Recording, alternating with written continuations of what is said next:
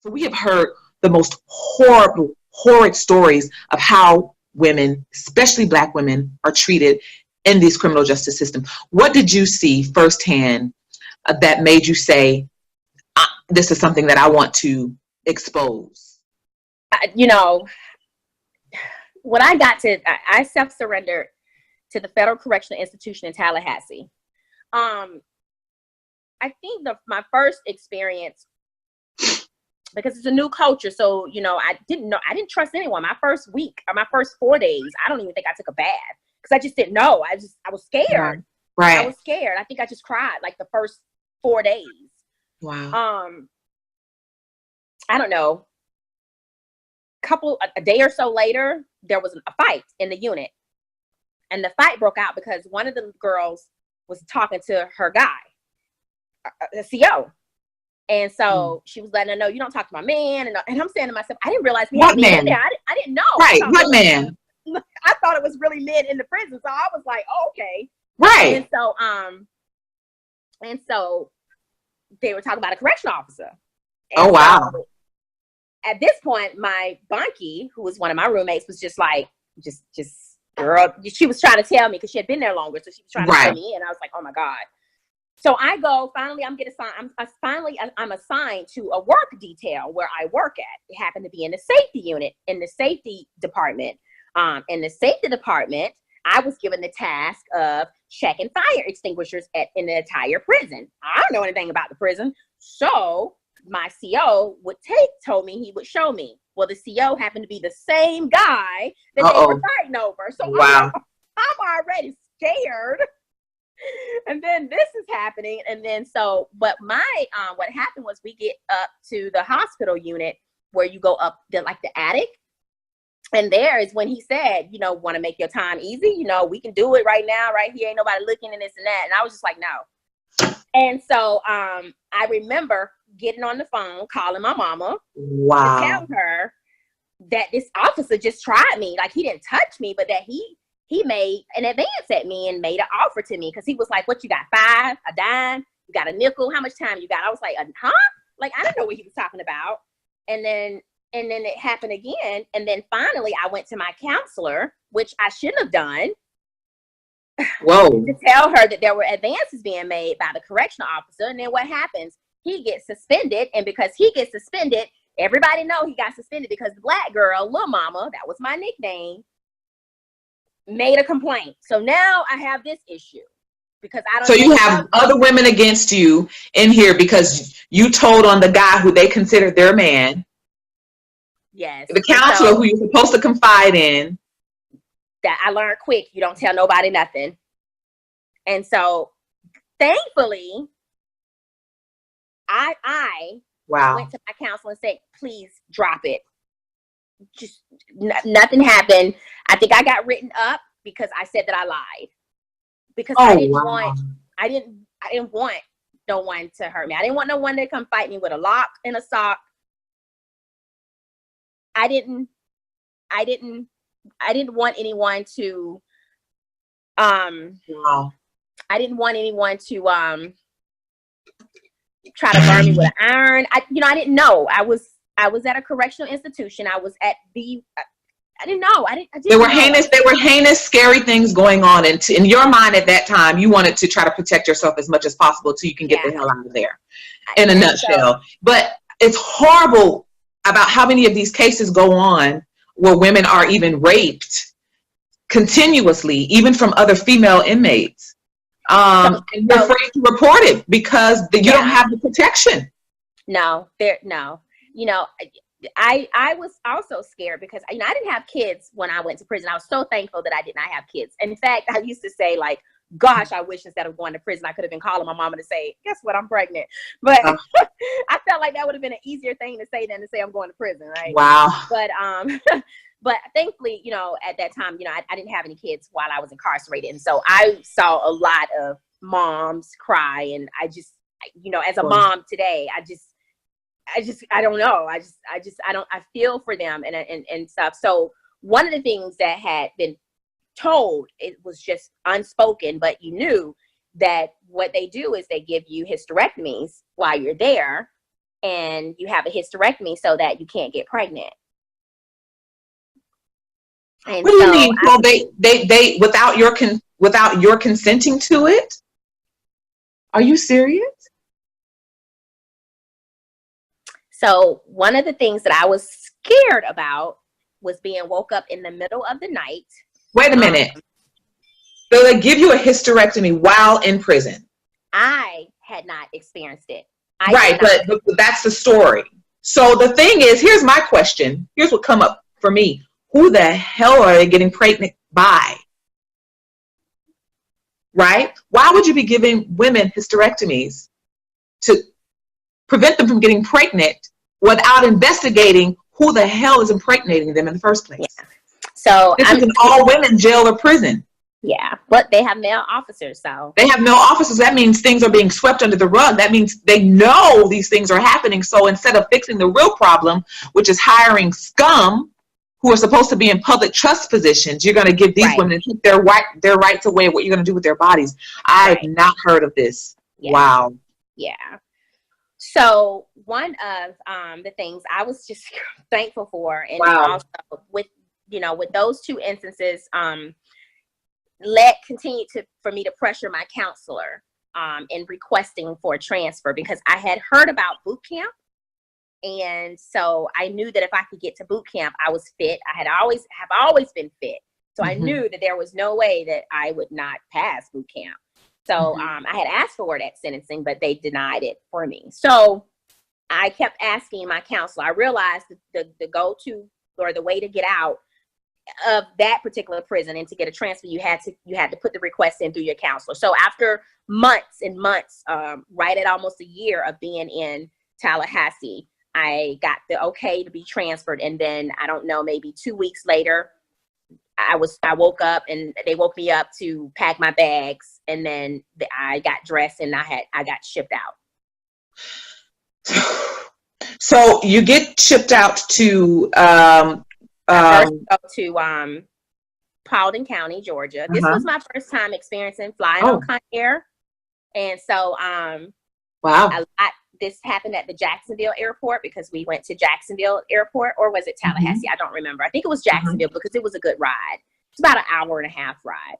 And so what people don't know is, unless you've experienced it, is what goes on at these major airports is that they have inmate transfers going on that you don't even see. It's like a whole other part of the airport. Right, whole other system. About. Right. And so so that was my first time flying on Conair and being shackled.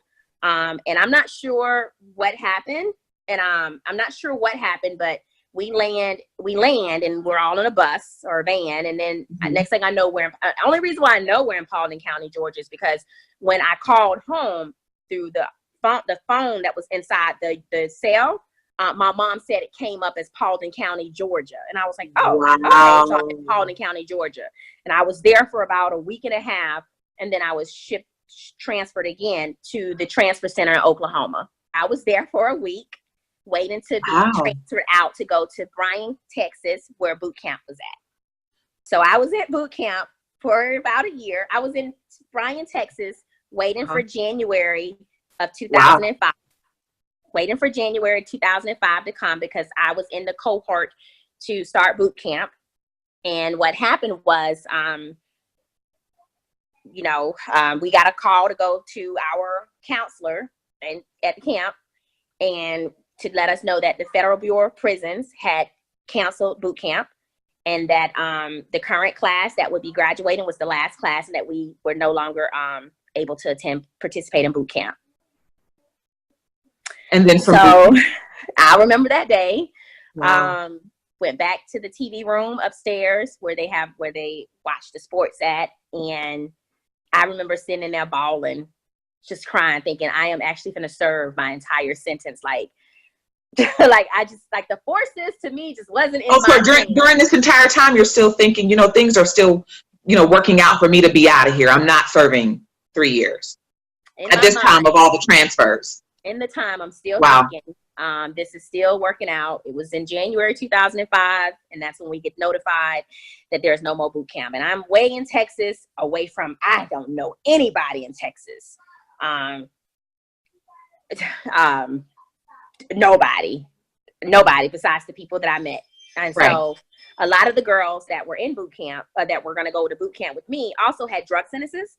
So they went back to their counselors to get into the RDAP program, which is the Residential Drug and Abuse Treatment Program. The RDAP is like the drug program where you do 9 months and you go home. So I tried to go to the RDAP program or get into the drug program, but I didn't have drugs in my PSI report or anything. So you were just trying some avenues to I was trying my best. And so about a year later, no, in sometime in May, getting ready to turn 25, I get approved for my transfer, and I'm thinking that they're going to allow me from the camp to go on the bus on Greyhound like everybody else do. But nope. I had to go back through the marshals through Conair, and I flew to Tampa. I had to go back from Bryan, Texas on my 25th birthday to the transfer center in Oklahoma. And then from there, 3 to 4 days later, it was about 3 days after my birthday. My birthday's on the 12th of May. And so from there, I went to Coleman Camp, where I finished out the remainder of my sentence. Coleman Camp, and this is in Florida. Yes, outside of Ocala. And for me, I always try to see the good. I always try to look at the glass half full and not half empty. Yes, I saw a lot of stuff. I went to the correctional institution in Tallahassee first, and it was horrible. I just everything was just horrible. And then I went through this Conair with the U.S. Marshals, being shackled and just made to be humiliated. And then I get to Texas, and I'm so far away from home. And I have to look at everything in perspective, because even when I was in Argentina and I participated in an exchange program at the age of 15, I didn't want to be there for a whole year, right, or whatever. But I remember my mom was like, I can't pay for you to come back. You have to be there for a certain amount of time. And so I've always learned to just, deal with it. Roll with it. Been okay. And I've always been fine. I've always been able to adjust. I don't have to have a perfect life. And so, but when I get to the camp in Coleman, after all the hell that I had seen and witnessed and experienced, it was pretty cool to get to a camp where there were no bars, no wires. It was just a for real camp. My roommate was the town driver. She drove other inmates to the doctor, to the hospital, to their appointments. It was so crazy. And it was there at the camp where I was introduced by my roommate to the YES program, which is Youth Encouraging Supporters. And where I had the opportunity to go to local schools in the surrounding areas and speak to high school students. And from there was when I realized, okay, I can probably do this. And it was like an epiphany. Yeah, and it was I had the opportunity to do a 48-hour furlough, and then I was able to do a 7-day furlough to go home with my family. It was really nice. It was really cool. And it was worth everything that I had been through. It was worth every moment to spend that moment with them. Wow. Yeah. Wow. So that was an epiphany moment for you. So speaking to the young girls, getting involved in those programs, that seemed like it opened up a whole nother avenue for you in the way that you were thinking or looking at this experience you were part of. Like you said, seeing the glass as opposed to empty. Right. I tried to look at it a different way. I remember being in Tallahassee, and I remember this guy from the outside. I was part of Toastmasters in Tallahassee. They had a Toastmasters group there. It was my first time. And being in Toastmasters was my first time seeing a TED Talk. And although I had an opportunity to go out in the community and speak while I was at the camp in Coleman, I remember the guy from the outside telling me, because I didn't know at the time about TED Talks. It was my first time seeing it. And part of Toastmasters, he wanted us to watch this video on VHS. And so we were watching it. And I remember I wasn't just watching the guy speak. I was, hello? Okay, sorry. No, it's okay. I wasn't just watching him speak. I think I was more so looking at the fact that he was speaking and it was a lot of people like listening to him. And I was just like, oh my God. And I remember asking the guy from the outside, the volunteer from the outside, and I said, what is this that he's doing? And he was like, oh, that's a TED Talk. Don't worry about that. And he brushed it off. And I never forgot that. And I don't know his name. I just remember him saying it was a middle-aged white guy. And I remember him saying that. So then we get to, so now I'm at Coleman. And now my roommate is like, oh my God, I'm gonna tell Officer Bass that you should be a part of the Yes program. And I was like, okay, I didn't even know what it was at the time. So I get with Officer Bass, and she's okay with me. I'm at the camp, so I have low-level offender. I'm low-level, I'm about to get out. And so I participate in Yes program, and I'm like, okay, they're talking. And to me, I'm listening to the other inmates talking. I'm like, that's boring. Then I get out there and I'm talking and I get all this energy, and I was like, oh, this is all right. This is really cool, right? Yeah. And so, but that was it. It was nothing more, no more. There was nothing else to it. It was just, I always try to look at the glass half full. And for me, I had been through so much to me, the camp was like so laid back. And although women complain that come straight from outside to the camp, or from the jail to the camp and never experienced the wires and the bars and all of that and just all this other stuff. And I would say to myself, they have no idea how horrible it is. Like, they have no idea. Right. And so, I don't know. It's just, I never connected the two, and I never imagined that I too would one day give a TED Talk. Now let's lead up to this. So you're starting to take us towards the end of you about to, come out.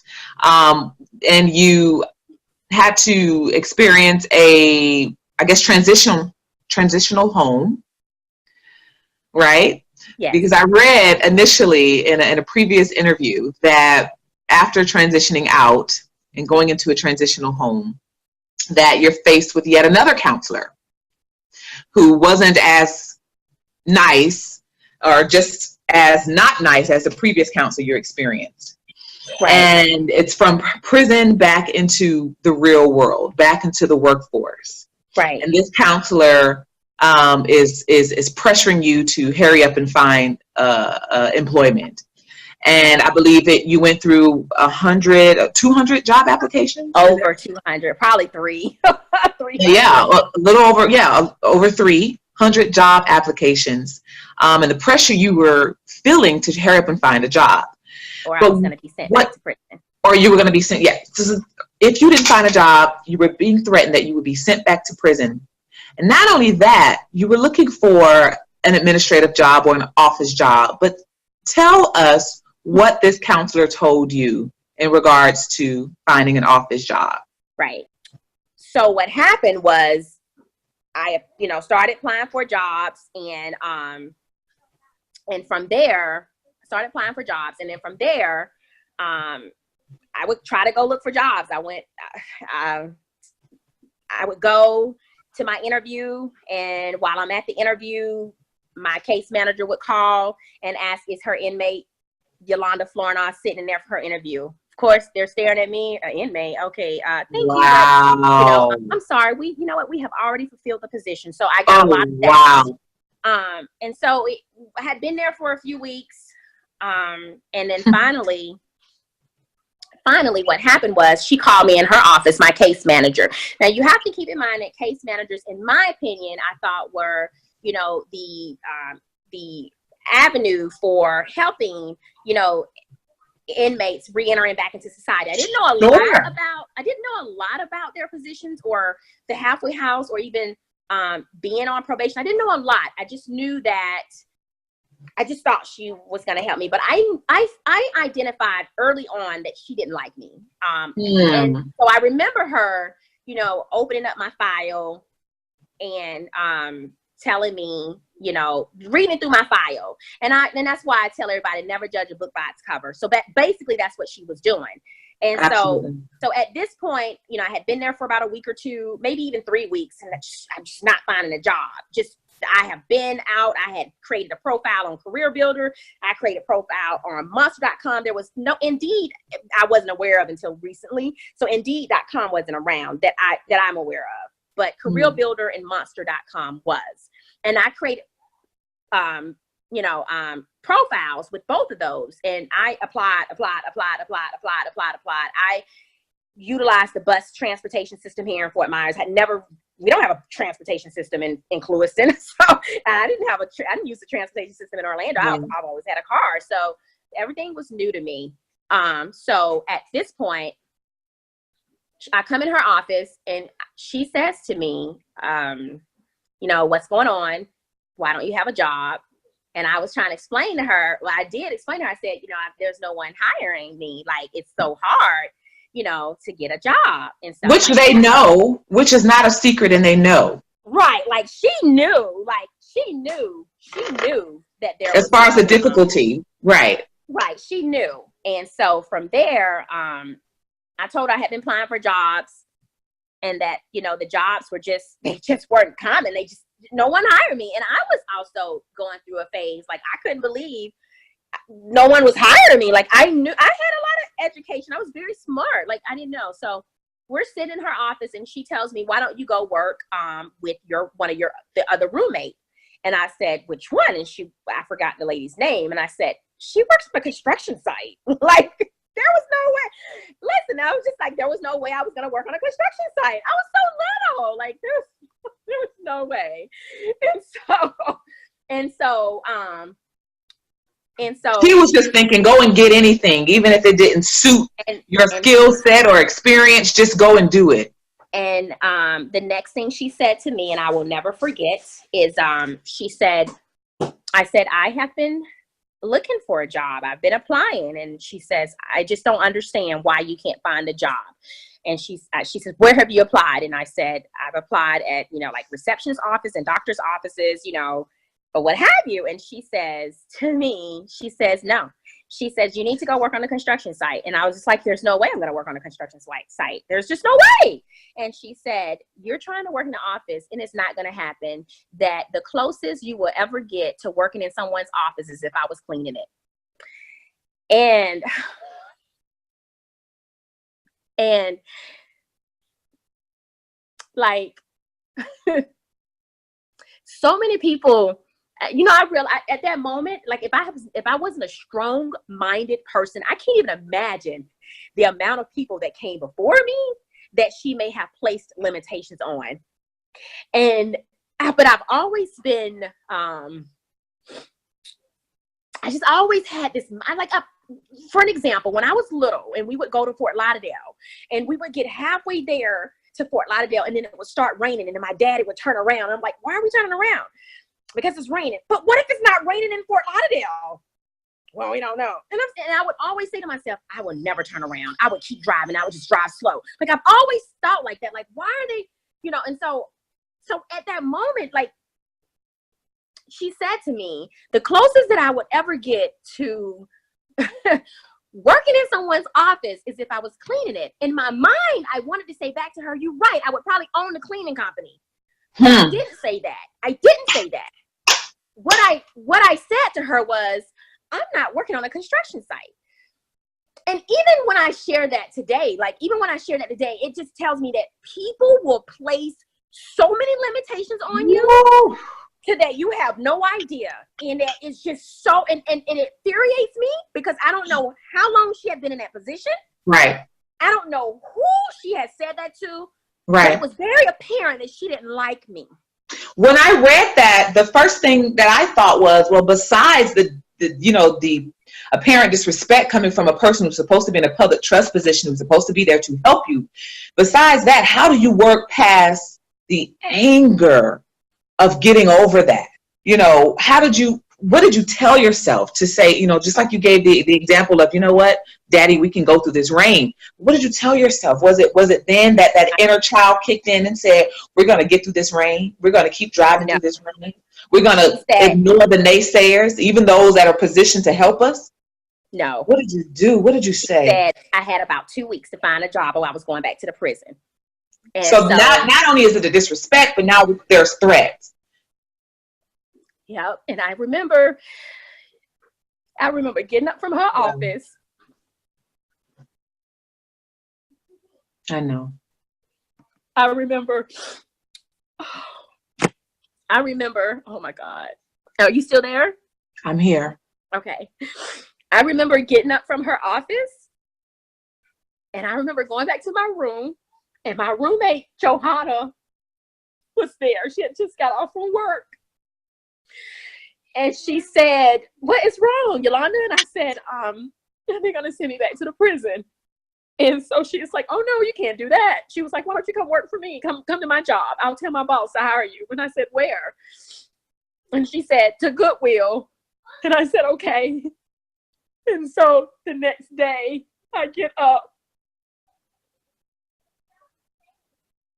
It's okay. And my case manager wasn't there, but another case manager was there. His name is Ron.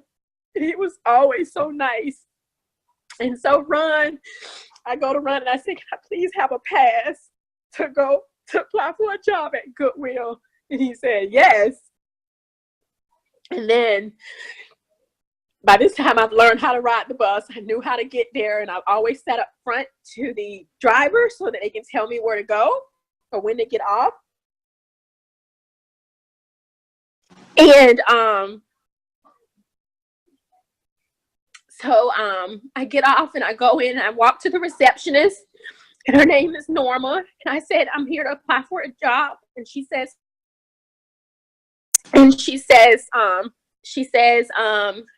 here's an application, because they were giving out paper applications at the time.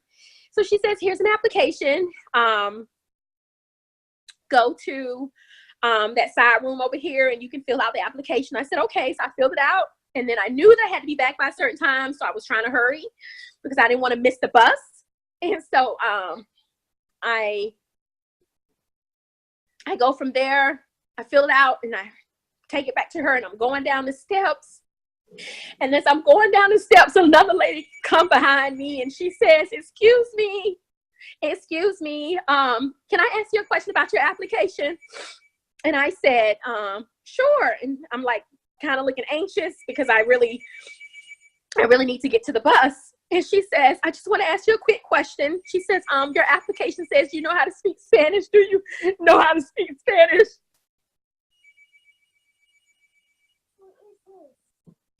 And I said, do I know how to speak Spanish? I said, do I know how to speak Spanish? Yes, ma'am, I do. And she asked me how well I could speak Spanish. And then I said, I used to live in Argentina. And she asked me if I could speak with someone in their back to just confirm she wanted to hear me speak. And so she called Maria from the back, and Maria and I had a conversation in Spanish. And then she said, I have to run this by my director of human resources, but we would love to offer you the job. Oh, Yolanda. And then I went back. I had to wait for my case manager the next day. And then my case manager said she didn't know about me. Excuse me 1 second. Bella, can you tell Daddy I'll call him back? Daddy, Mommy. Please, I don't want to be rude. I'm in the middle of an interview. Please. Daddy. I'm so sorry. Daddy. I'm so sorry. Mommy said she'll call you back. Tell him I call him back. Thank you. Thank you. He's in here. And so what happened was, the next day, my case manager came in and she had to call my HR director, or the lady, the HR director, to speak with her. And Miss Becky took the phone and said, yes, I would like to hire her. And so she says, well, I don't know because of her charge. And she says, well, I'm willing to wait because I want her. Oh, wow. And that whatever she needed to do, she would do it. If she needed to speak to my probation officer, she would speak to my probation officer. But she was going to hold the position for me until I was able to start. Oh, my gosh. And I worked with Miss Becky for about 5 years. And wow. With Miss Becky, I ended up going for a master's degree in human resource management. Miss Becky, if you are ever listening to this chat, Miss Becky and Joanna and anyone who was involved in being the golden links in the chain of this good, may all the love and well wishes and peace follow you all the days of your life. Because let me tell you something. Just by you being able to open up and tell Joanna led to the next series of events that led you to where you are right now, Yolanda. Absolutely. Joanna and I are still friends to this day. And hi, Joanna. And Miss Becky and I are, I still keep in touch with Miss Becky. And, you know, Wow. I know a lot of things, you know, if you know about me going to Argentina, my mom didn't want me to go. But eventually I ended up going. You know, I can only sit back and think what would have happened had I not went to Argentina. So, you know, like so it's beautiful because you acquired a skill years ago. What, 15? You say?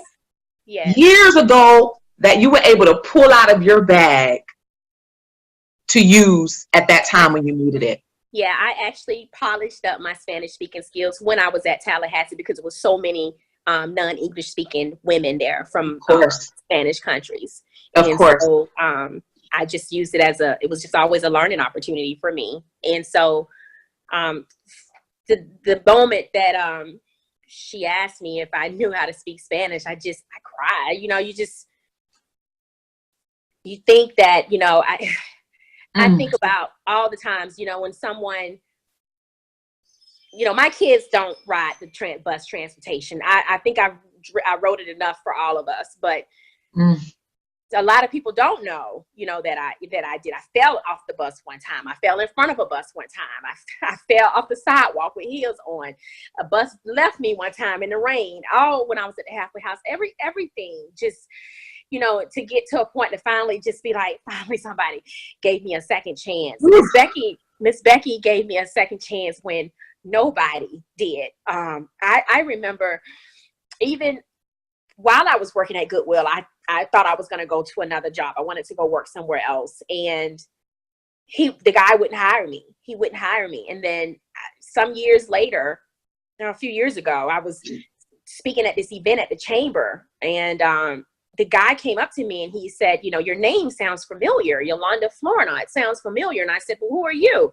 And he introduced his name and he was like, I'm, you know, such and such, and with, you know, this company. And I said, oh, I know why my name sounds familiar. It's because I applied for a position at your company and you told me in your office that because I had a felony background, you couldn't hire me. Ha! And my husband was standing there listening, and he had to grab my hand to, you know, it's so many people have told me no.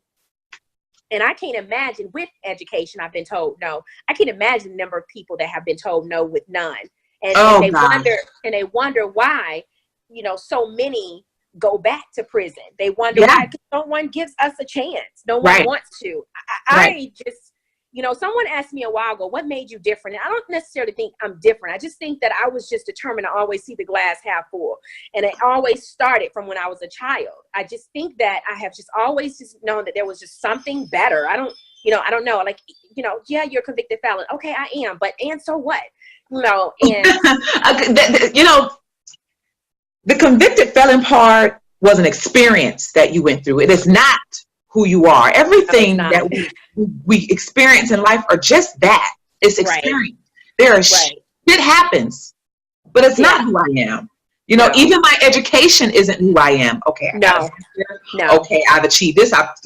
It's still not who I am. These are things that I do. These are things that I've done, but it's not who I am. Who I am is who I'm showing you I am. Who I am is love. Who I am is a fighter. Who I am is a person that sees the glass half full as opposed to half empty. Who I am is a person who's not afraid to ride through the rain. Who I am is not just another pretty face. That's who I am. So let's not get it twisted here. But I love the story that you know, that your husband was standing next to you. Your now husband. So at the time it was Yolanda Flournah, but now it's Yolanda Flournah Perkins. Hey, Mr. Perkins, look at this, sir. We know that you were calling, but we'll get to you in a minute. We'll get to you in a minute. So take us here. So you got the job. You are getting your footing about yourself. So what led to the next series of coming back around to TEDx?